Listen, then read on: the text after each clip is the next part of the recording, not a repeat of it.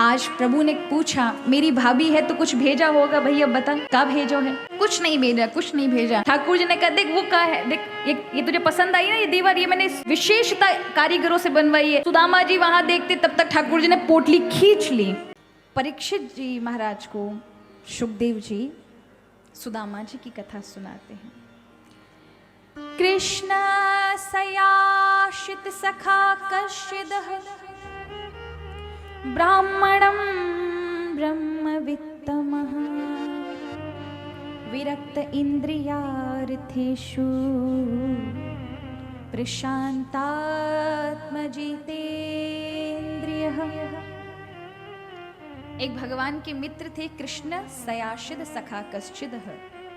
भगवान का एक सखा था जिसका नाम था सुदाम्नदेव। कहाँ के थे? गुजरात पोरबंदर के थे महाराज, पोरबंदर के।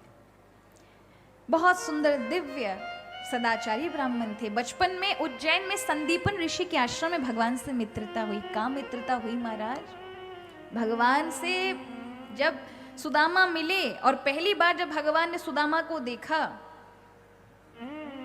एक नजर में भगवान को लंगोटिया यार बन गए महाराज। मित्रता भी ऐसी होनी चाहिए। मित्रता का मतलब ये नहीं है कि बुरे काम में आपके साथ जो खड़ा है वो मित्र है।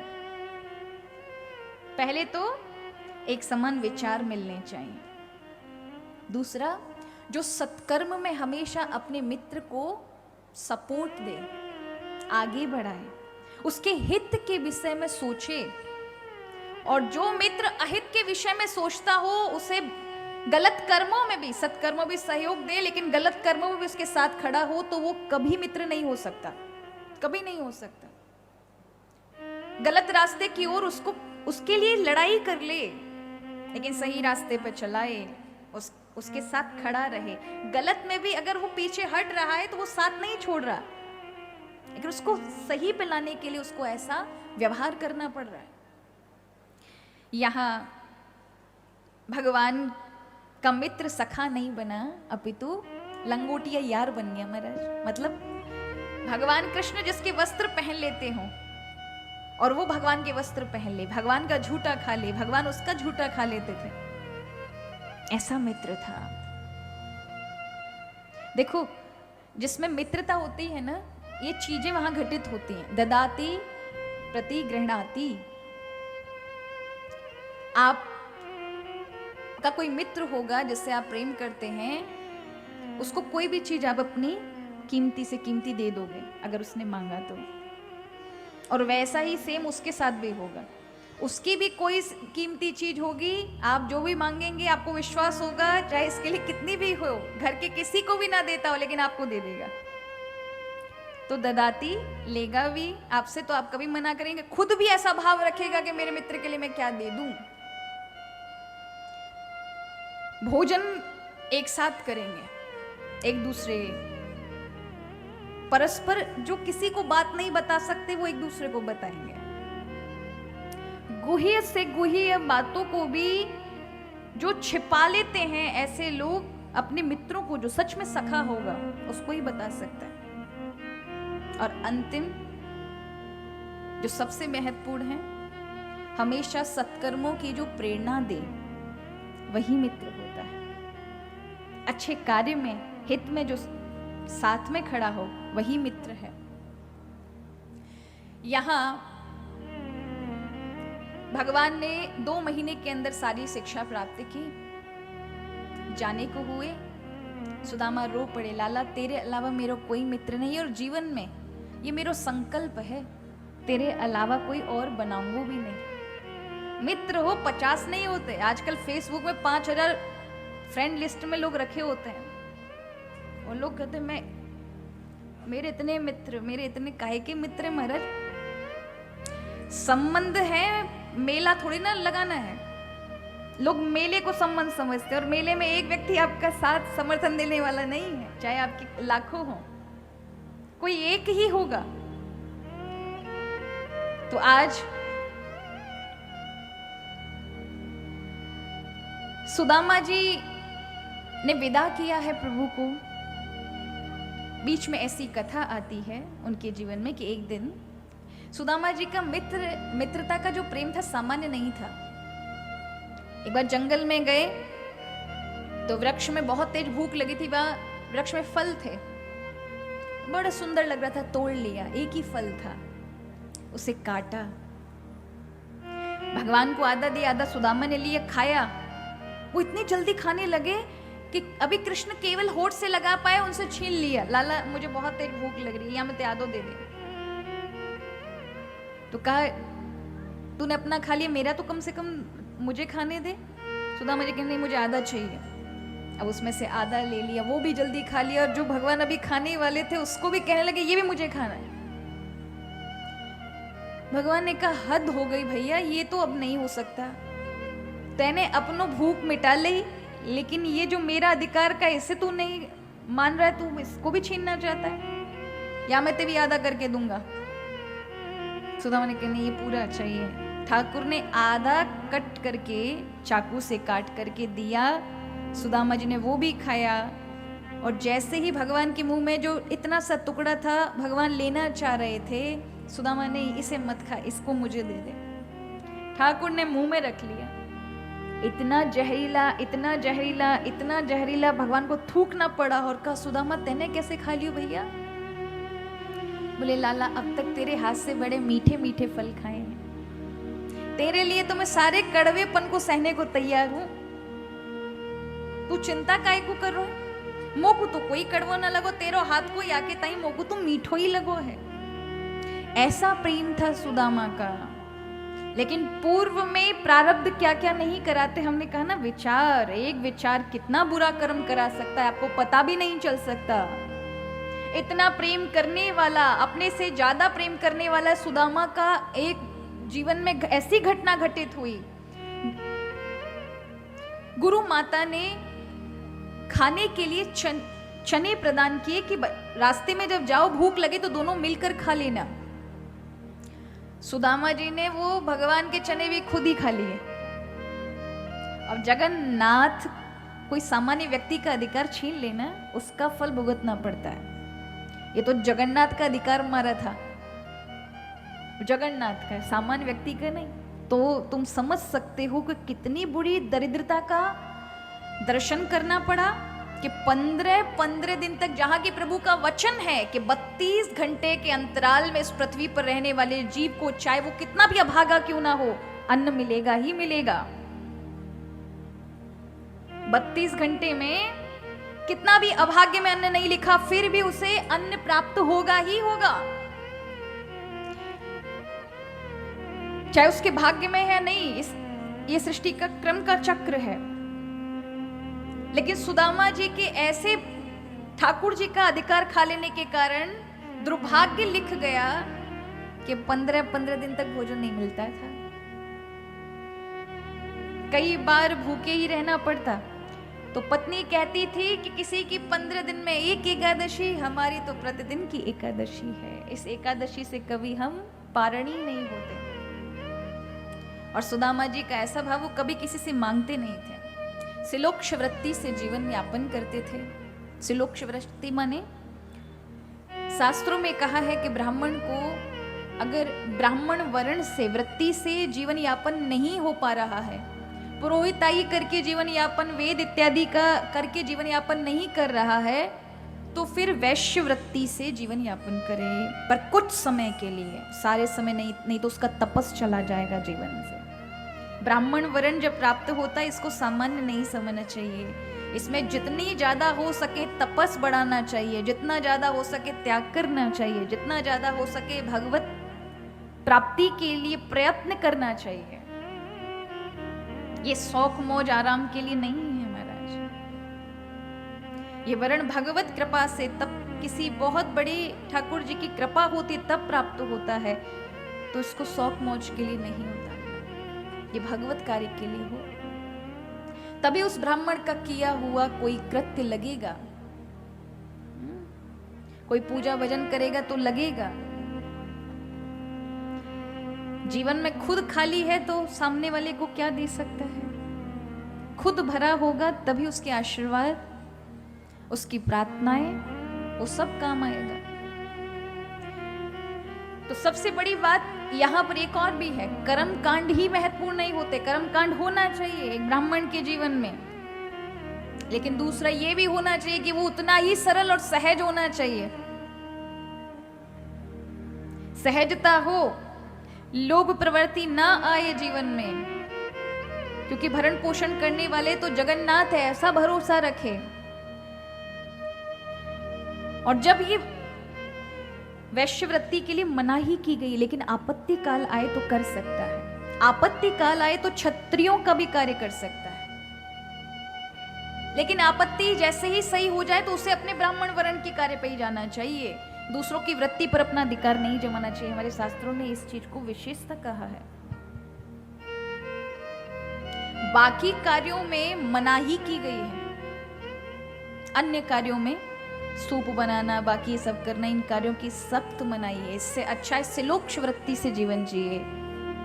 सिलोक्ष वृत्ति उस समय का जो है वो बड़ा ही दयनीय जीवन जैसा है, पर है वो भी तपस्या, कि जब किसान गेहूं काट के ले जाएं तो जो गेहूं के दाने खेतों में बिखरते रह जाएं उनको बीनना चाहिए, या फिर गाय को लोग खिला दें, उसमें से जो बचें गाय के गोबर से निकल के, तो उनमें से बीन के उनको धोकर, उनको सुखा करके, उनको पीस करके करें, ये वृत्ति बताई है।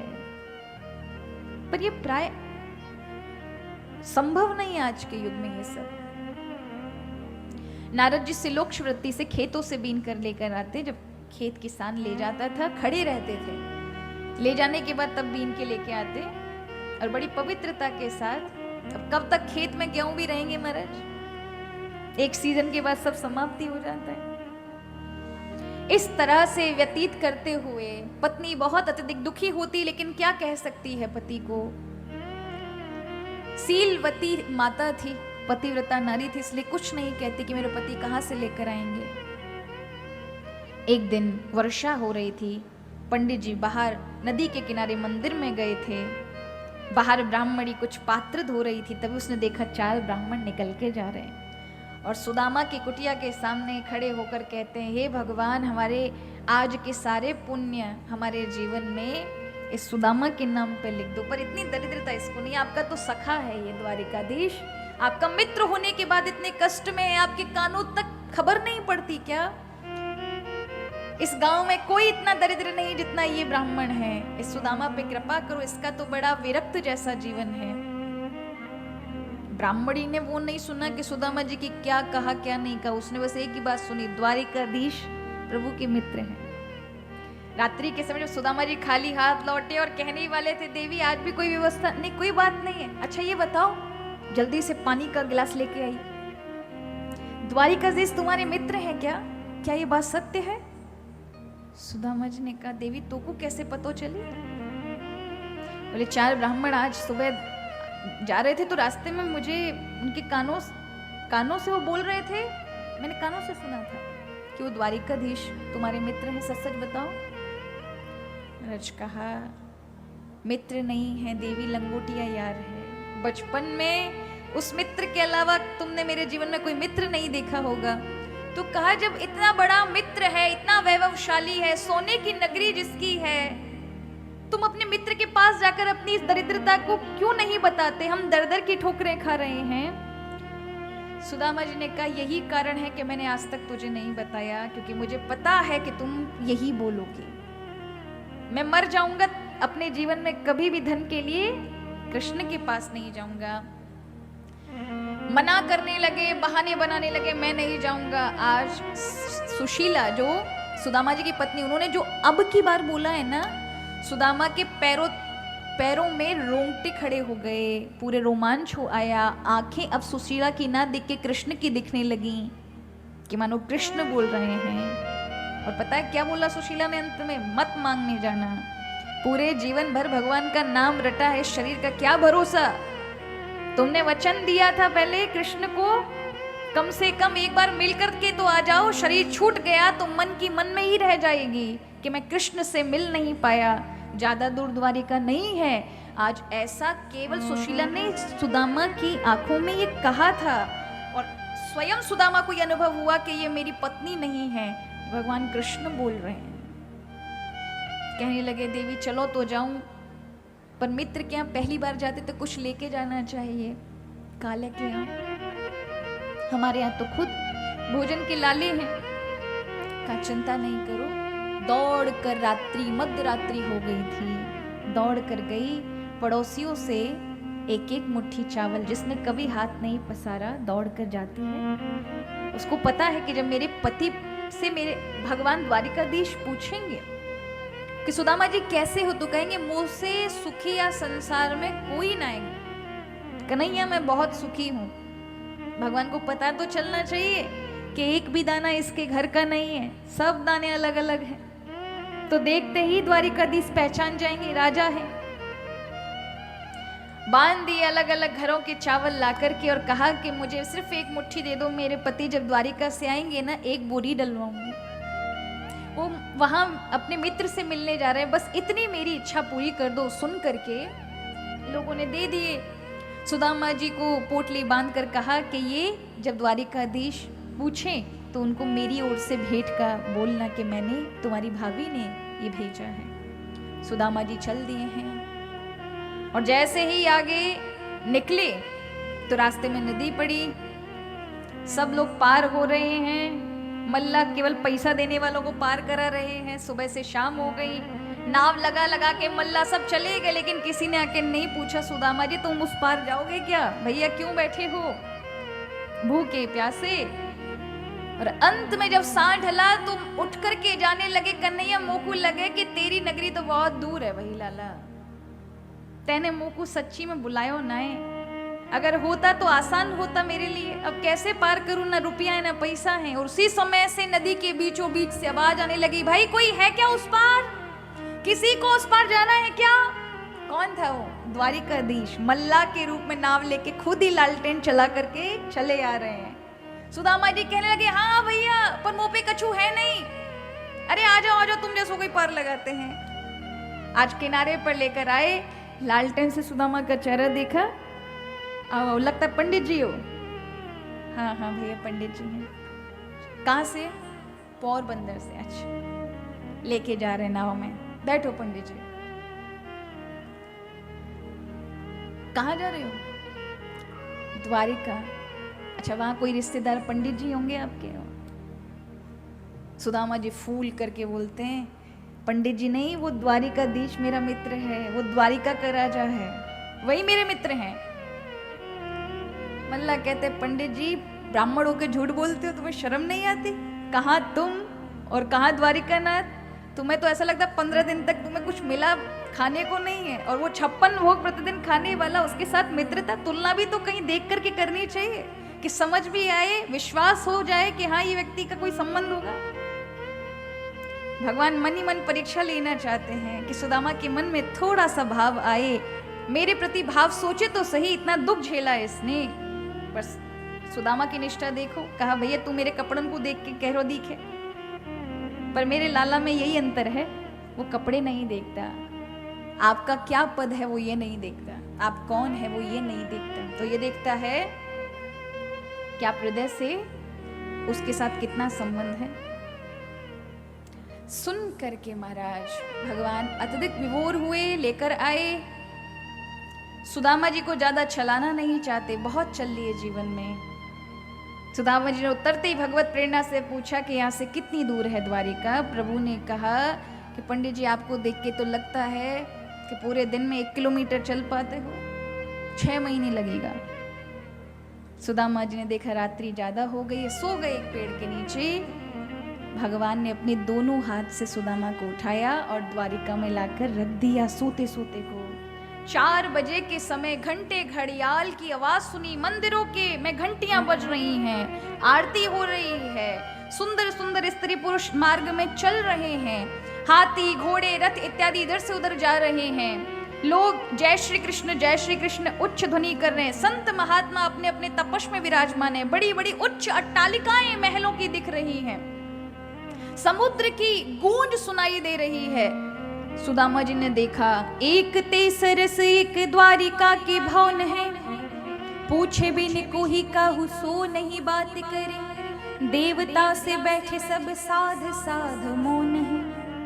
सब तपस्वी की तरह बैठ करके मंदिरों में ध्यान कर रहे हैं। सुदामा जी ने किसी से पूछा, भैया इस नगरी का नाम क्या है? किसने कहा द्वारिकापुरी। उनको विश्वास नहीं हुआ, ये सपना तो नहीं देख रहा, द्वारिकापुरी का ही केवल मन में भाव बना था, इसलिए शायद हो सकता है सपने में हूं। लेकिन जब अपने को देखा कि वास्तविकता में सपना नहीं सच है, फिर तो सुदामा जी मंदिरों के दर्शन करते हुए आनंद में कि अब तो पहुंच ही गए। समुद्र में स्नान किया, सब देवालय मंदिरों के दर्शन किए और फिर सोचते अब कन्हैया से मिलना चाहिए। सब संध्या काले अपना सब कुछ हो गया, जब पूजा हो गया, मंत्र जाप हो गया, सेवा से निवृत्त हुए। किसी से पूछते हैं, भैया यहाँ मेरो एक मित्र है, रहने वाले तो वो गोकुल के हैं, मथुरा में कंस को अपने मामा को मार दिया, तो मामा के ससुर ने चैन नहीं लेने दिया, तो उनको द्वारिका आना पड़ा। बताओ किस गली मोहल्ला में मिलेंगे? उनको नाम कन्हैया है। अब मित्र तो यही परिचय देगा ना। इतना सुनते ही वहां के लोगों ने सुदामा जी को कहा, अजी ऐसे मत बोलिए, ऐसे संबोधन नहीं करना। जानते हो वो कौन है? राजाधिराज द्वारिकानाथ भगवान कृष्णचंद्र। सुदामा जी तो देख के विभोर हो गए, भैया इतना बड़ो आदमी बन गयो है। अच्छा वही तुम्हारो ये द्वारिकानाथ कहाँ मिलेगो? बोले सारे महल उनके ही हैं। नहीं, अभी कहाँ मिलेगो? बोले अभी वो राजधर्म सभा में होंगे। सुदामा जी वहां तक कितने, क्योंकि कुछ खाया पिया नहीं कितने दिनों से, पहुंचते पहुंचते में राजधर्म में 12 बज गए। भगवान की सभा स्थगित हो गई। प्रभु रुक्मणी के महल में पधारे। सुदामा जी वहां भी खाली हाथ हो गए कि प्रभु वहां मिले नहीं। रुक्मणी के महल में जाते हैं। रुक्मणी के महल में सभी का प्रवेश नहीं है। राजसभा में सभी जा सकते हैं बिना परमिशन लिए, लेकिन महल के अंदर पत्नियां रहती हैं, किस अवस्था में बैठी हैं, वहां हर किसी का प्रवेश नहीं है। दरवाजे पे खड़े हो जाते हैं, द्वारपालों से बोलते, भैया एक बार कह दो ना, मैं उनका मित्र हूँ, पोरबंदर से आया हूँ, सुदामा नाम है, मेरे बचपन के मित्र हैं, एक बार भगवान से कह दो कि मैं आया हूँ। द्वारपालों ने भी कहा, पंडित जी लगता है तुम्हारी बुद्धि ठिकाने पर नहीं है, भूखे प्यासे हो, भूख मगज में आ गई है, जाओ कुछ पेट में डाल लो, सदाव्रत चल रहा है, कुछ भंडारे वंडारे में खा पी लो, बुद्धि ठिकाने पे आए तो समझ आए तुम्हें क्या बोल रहे हो। कहा भैया मैं अयाचक हूँ, कभी किसी का मांग के नहीं खाया, एक बार कह दो ना। अगर वो कह देंगे, बुला लेंगे तो अंदर आ जाऊंगा, मना कर देंगे तो चला जाऊंगा, एक बार कह। वो 2 युवा तो नहीं मान रहे थे, तभी एक वृद्ध आता है और कहता है कि प्रभु अभी भोजन कर रहे हैं, मैं अभी आपकी सूचना पहुंचाता हूँ। आइए बड़े भाव के साथ प्रभु का दर्शन करते हैं। प्रभु यहाँ पर सुदामा जी को सुंदर स्नान कराते हैं, भोजन कराते हैं, पूरे परिवार से मिलवाते हैं। पूरा परिवार दौड़ पड़ता है सुदामा जी के लिए, भैया। प्रभु कहते मेरा मित्र आया है, पूरी द्वारिका से बैठ जाते हैं महल में। भगवान केवल आदेश देते, भगवान की रानी इधर से उधर दौड़ने लग जाती है। आज प्रभु ने पूछा, क्यों सुदामा भैया तेने ब्याह कियो कि नहीं कियो?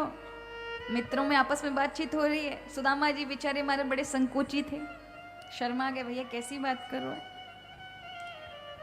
कान में कहा तेरी भाभी को नाम सुशीला है। अच्छा मेरी भाभी को नाम सुशीला है? हाँ हाँ। तो सुदामा जी कहते तेने ब्याह कियो कि नहीं कियो? ठाकुर जी कहने लगे मैंने, पर सुदामा तेने बड़े बुरो कियो भैया, तेने ब्याह कर लियो मोते बिना पूछ के, तेने मोको निमंत्रण नहीं दियो। सुदामा कहने लगे कि भैया भूल गया, नहीं पता चली मुझे, पर तू अपनी तो बता, तेने ब्याह कियो कि नहीं कियो? प्रभु ने बस केवल इशारा किया। भगवान की पत्नियां आकर के चरणों को स्पर्श करने लगी। पहले रुक्मणी जी आई, सुदामा जी ने आशीर्वाद दिया, सौभाग्यवती बब। दूसरी आई जामवंती, सौभाग्यवती बब। इस तरह से 150 निकल गई मेरे। सुदामा जी ने कहा लाला ये सब अपनी है कि मोहल्ला पड़ोस की भी तेने बुला ली है?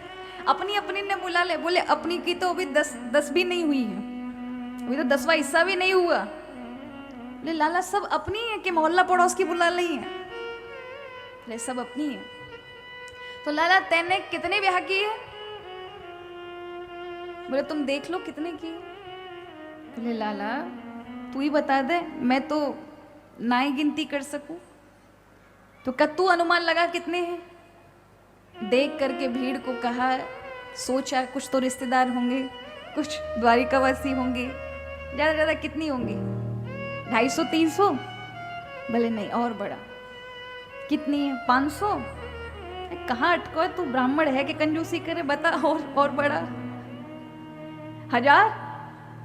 भगवान ने कहा तेरे बस की बात ना है, मैं बता दे तू, 16,108। खोपड़ी पे हाथ धर लियो मेरे सुदामा जी ने, मेरी एक ने मोको परेशान कर दियो, जाओ द्वारिका, जाओ द्वारिका, मोको आनो पड़ो। भाई लाला तू 16,000 ने कैसे संभाले है? ठाकुर जी ने कहा मैं तेरे से बड़ो नाराज हूँ भैया, तेने ब्याह कियो, मोको निमंत्रण नहीं दियो। सुदामा जी कहने लगे दादी के एक बात बता, मैं तो बेचारो ले दे के एक ब्याह कियो भूल गया हूँ खुशी खुशी में, तेने 16,108 की, एक में निमंत्रण नहीं दियो, मुझे एक में भी बुलावा नहीं भेजा। भगवान कहने लगे भैया बात तो साची ऐसी है कि मुझे खुद ना पता, सवेरे 7 बजे आज मेरा ब्याह है और दिन के 10 बजे घर में बहू थी। बोले सब ऐसे ही? बोले नहीं, सबके साथ विवाह किया है। अच्छा, बहुत खुशी से वातावरण है, हमारा बातचीत हो रही है। तभी ठाकुर जी ने कहा सुदामा जी उस पोटली को जो सुशीला ने दी थी छुपा रहे थे, इतना वैभव है जिसके पास, उस ये सुशीला ने क्या बांध दिया, मुझे नहीं देती तो अच्छा था, मन में कुतर्क कर रहे हैं। भगवान तो जानते हैं ना। आज प्रभु ने पूछा मेरी भाभी है तो कुछ भेजा होगा, भैया बता क्या भेजो है? कुछ नहीं भेजा, कुछ नहीं भेजा। ठाकुर जी ने कहा देख वो क्या है, देख ये तुझे पसंद आई ना ये दीवार, ये मैंने विशेषता कारीगरों से बनवाई है। सुदामा जी वहां देखते तब तक ठाकुर जी ने पोटली खींच ली। कब तक छुपाएगा भैया, जे का तेने छुपा रखो है, जरूर इसमें कोई ना कोई मेरी भेंट है जो मेरी भाभी ने भेजी है। खोलने लगे पोटली को प्रभु। पोटली आज प्रभु ने खोली है और जैसे ही खोल ली क्या महाराज ठाकुर जी ने, आज प्रभु ने खोली है। और खोलने के बाद जैसे ही महिषियों ने देखा, भगवान की पटरानियों ने काले के आयो है, उसमें से मारा धूल उड़ी, क्योंकि वो चावल थे। आज सब उठी, लेकिन हमारे ठाकुर जी तो प्रेम और भाव में मग्न थे। एक मुट्ठी ली और खाई मेरी संपत्ति सुदामा की, दूसरी मुट्ठी ली मेरी त्रिलोक की संपत्ति सुदामा की, तीसरे में लक्ष्मी को देने वाले थे। रुक्मणी जी ने हाथ पकड़ लिए, प्रभु तुम सुदामा की दया दीनता देख करके खुद सुदामा बनने के चक्कर में हो, कहीं आप मुझे क्यों देना चाह रहे हैं? अपने पास मुझे रखिए, आपने बहुत कुछ पहले से उसको प्रदान कर दिया है। प्रभु बहुत क्रोधित हुए कि क्यों नहीं मुझे एक बार और खा लेने दिया, जब मैं मेरे भक्तों का दास हूं तो तुझे सेविका बनने में क्या जाता है। आज सुदामा जी को बहुत कुछ मिल गया, लेकिन सुदामा जी को पता भी नहीं चला। हमेशा दान ऐसे करना चाहिए। कई बार तो दान ऐसे करेंगे महाराज, पंखा में दादा को नाम, परदादा को नाम, बा को नाम, और वो चलेंगे तो पितृलोक में वो सब थर थर कांपेंगे भूकंप। हर चीज में अपनो नाम। वृंदावन जाएंगे तो पटियन में अपनो नाम, टाइल्स में अपनो नाम, दादा को नाम, ये नाम वो नाम। कभी ठीक है, अच्छा है, करो, कोई परेशानी नहीं है, लेकिन कभी ऐसे भी करना चाहिए जिसमें किसी तीसरे को ना पता चले और आपको और भगवान को पता है। दान ऐसा तुरंत फलदायी होता है, दान ऐसा ही कल्याणकारी होता है। इसी दान को सात्विक दान गीता में कहा है। किसी की मदद करनी है, भीड़ बहुत लग जाती है, अपना नाम नहीं करना चाहते, दूसरे को माध्यम बनाकर करा दीजिए, आप गुप्त रहिए, कितना बड़ा दान है। फिर महाराज हम तो ठीक है प्रतिष्ठा के माध्यम से करिए, पर आपके हाथ से निकलना चाहिए। पर कभी कभी ऐसे भी दान करने चाहिए। ठाकुर जी ने जो किया है ना, सुदामा जी को स्वयं नहीं पता उन्हें क्या मिला है। आज सुदामा जी कहते लाला, मन में सोचने लगे भैया अब कन्हैया से कहूँगो, 2-4 दिन हो गए हैं, कन्हैया से अब कहना चालू करूँगा तो महीने भर में मुझे भेजेगा, इसलिए अभी से कहना चालू करूँ। तो कहने लगे लाला मुझे घर चलना चाहिए। प्रभु ने कहा जैसी आपकी इच्छा। तो सुदामा जी कहने मैंने तो सोचा था महीना 15 दिन रोकेगा, पर इसे तो तुरंत ही कह दिया। आज ठाकुर जी कहते हैं जब सुदामा जी तुम जा ही रहे हो, रथ दूं? बोले नहीं लाला हम तो पैदल आए थे, पैदल जाएंगे। और विदा लेकर के सुदामा जी जैसे ही बाहर आए, मन में सोच रहे थे, बार बार पूछ रहा था भाभी ने क्या दिया, एक भी बार नहीं पूछा भाभी के लिए कुछ ले जा। भाई इतनो बड़ो आदमी है गयो, इतनो सम्मान कियो, लेकिन देवी की प्रवृत्ति इतनी सी भी ना है, इतनो बड़ो धन को माले के लेकिन कछु नहीं दियो। ऐसा मन में सोचते जैसे ही बाहर आए कि द्वारिका वासी का प्रत्येक नागरिक उनके चरणों में लौट गया कि भैया पहली बार ऐसा दाता देखा जो आते समय तो पोटली हाथ में थी, लेकिन जा रहा है तो वो भी देके जा रहा है। अब तक ब्रह्मा आते थे खाली हाथ लेके जाते हुए देखे, यहाँ जो आता था खाली हाथ और लेके जाता था। पहला है जो आया तो भरा था, चावल की पोटली हाथ में थी लेकिन जा रहा है खाली।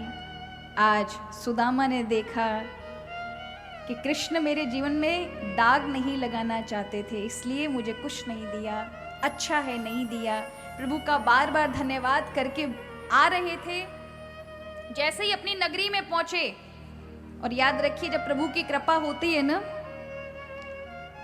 तो केवल कृष्ण नहीं मिलते, ये संसार की सारी संपत्ति, श्री, वैभव, पद भी पीछे भागता है, पीछे दौड़ते हैं। ये सब संपत्ति बाय प्रोडक्ट है।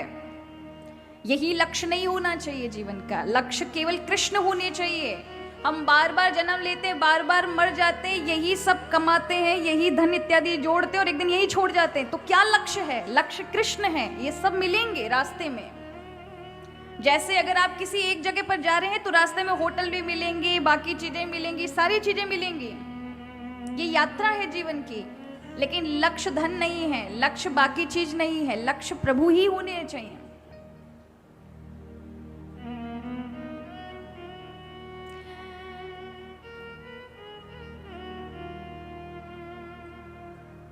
यहां पर ऐसी कथा आती है कि सुदामा जी जब गए तो देखा कि उनकी नगरी में जो बहुत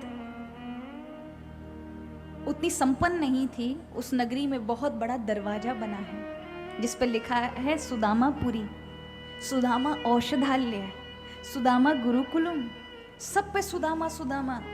सुदामा जी को लगा भैया मेरे जाने के बाद कोई सेठ या राजा कोई आया और उसने यहाँ कब्जा कर लिया, मेरी कुटिया कहाँ गई, गांव वाले भी नहीं दिख रहे, सब कहाँ क्या हो गया।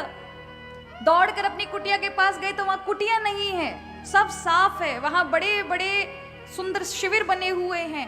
ये देख के सुदामा जी रोने लगे, कन्हैया तेरे पास आयो, एक तो मेरे प्लॉट पे कब्जा है गयो, ऊपर से महाराज मेरे बाल बच्चा कहाँ गए कोई पता नहीं, तेने हमारा प्लॉट एक्वायर कर लियो, बच्चा ले लिए, तेरे यहाँ गए सब ते लुट गए महाराज। रोवे लगे बहुत तेज। धर्म पत्नी ऊपर महलों से देखती, क्योंकि वो सामान्य रही नहीं, रानी बन गई थी, बड़े बड़े दास दासियों के साथ आती है, पति को रोता हुआ देखती, चरणों में प्रणाम करती है। रोते हुए ब्राह्मण सुदामा कहते दूर दूर दूर, माया वाया यहाँ नहीं आनी चाहिए। ये देख करके सुदामा जी जब रोते हैं तब सुशीला कहती मैं कोई माया वाया नहीं, तुम्हारी पत्नी हूँ। घूंघट उठाती है, आवाज पहचानी लगती है, आंखें फटी की फटी रह जाती हैं।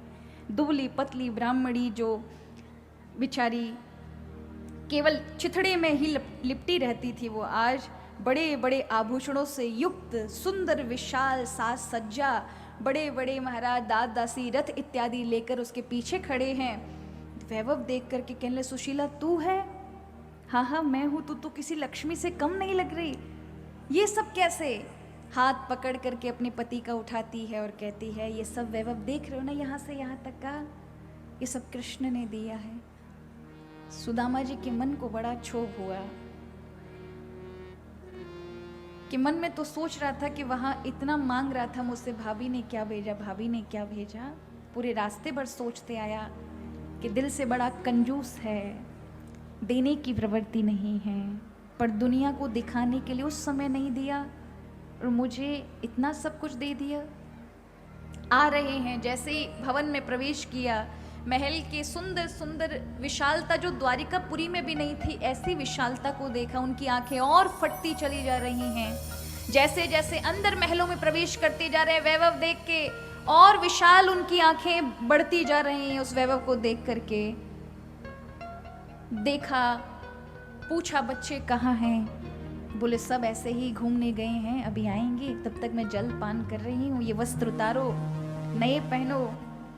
सुदामा जी को वैराग्य जाग गया क्योंकि प्रभु ने स्पर्श किया था, प्रभु ने वस्त्र पहनाए हैं। कहा देवी अब ये वस्त्र तो मेरे मरने पे ही उतरेंगे, तुमको धन चाहिए था क्योंकि तुम्हें बार बार मेरे भजन में तुम विरोध पैदा करती थी, अवरोध पैदा करती थी, धन नहीं है, बाल बच्चे कैसे पलेंगे। अब इतना है कि तुम्हारी पीढ़ियों की पीढ़ियां भी कभी कष्ट में नहीं रह सकती, पर मैं तो मेरे कृष्ण का वैसे ही भजन करूंगा जैसा मैं था।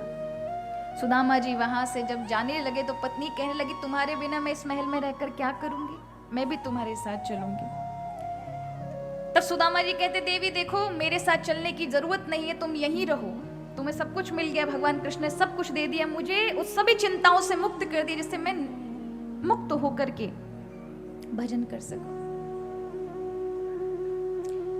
आज जाने लगे तो पीछे से भगवान आवाज देते हैं महलों में से, अरे भैया सुदामा तू कहाँ जा रहा हो, मैं तो यहाँ हूँ। सुदामा जी भगवान की आवाज को सुनते हैं, देखते हैं कृष्ण कन्हैया दरवाजे की देहरी पर खड़े हैं। कहा लाला तू यहाँ कब आए हो। प्रभु ने कहा मैं तो तब से ही खड़ो हूँ और तू नखरे दिखा रहा हो कि तू या धन संपदा को लेगो नहीं, तो को डर है तो को माया लग जाएगी। अरे माया उसे लगती है जो मुझसे दूर है, जिसे मैं प्रदान करता हूँ वो माया नहीं, वो मेरा प्रसाद है, वो माया से विलग होता है जी। इसलिए तू इसे ग्रहण कर क्योंकि मेरा प्रसाद है, इसमें माया नहीं है, बल्कि इसके लिए इससे तू अच्छे सत्कर्म कर सकेगा, इससे तेरी भक्ति में कोई अवरोध नहीं होगा। आज सुदामा जी आए हैं, धन वैभव में रहने के बाद भी विरक्त रहे हैं, ऐसे महात्मा पुरुष हैं सुदामा जी। एतद् ब्राह्मण्यं देवस्य श्रुत्वा ब्रह्मण्यतां नरः लब्धभावो भगवती कर्मबन्धात् विमुच्यते। संसार में और वैभव में रहने के बाद भी कर्म बंधन से मुक्त रहे, ऐसे ब्राह्मणों में अग्रणीय ब्राह्मण्य सुदामा जी का चरित्र जो कोई श्रवण करता है वो कर्म बंधनों से मुक्ति पा लेता है और कृष्ण का प्रिय हो जाता है। ऐसे ये सुदामा चरित्र की पवित्र कथा है।